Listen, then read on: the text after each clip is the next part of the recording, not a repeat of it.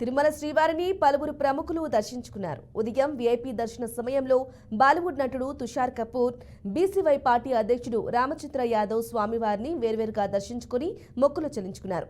అనంతరం అర్చకులు వారిని ఆశీర్వదించి తీర్థ ప్రసాదాలు అందజేశారు.